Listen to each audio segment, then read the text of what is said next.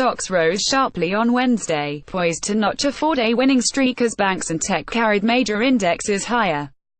The Dow Jones Industrial Average traded 200 points higher after falling as much as 150 points. Goldman Sachs contributed the most to the gains, rising more than 2%. The 30-stock index also erased all of its 2018 losses. The S&P 500 gained 1.2%, with financials and tech each rising more than 1.5%.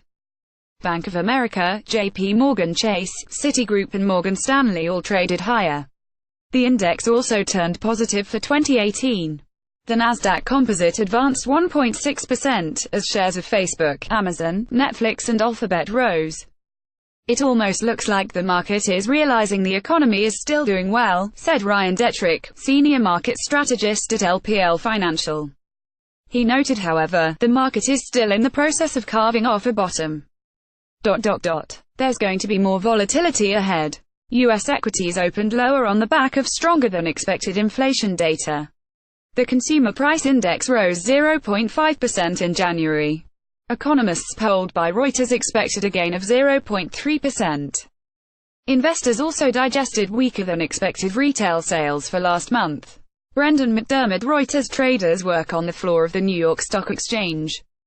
"You got the worst case scenario with this economic data," said Art Hogan, chief market strategist at B.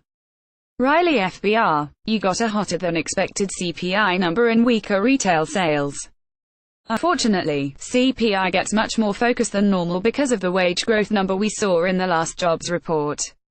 The 10-year note yield spiked higher following the data release and hit a four-year high. Stock futures erased their sharp gains. At one point, Dow futures trade more than 300 points lower.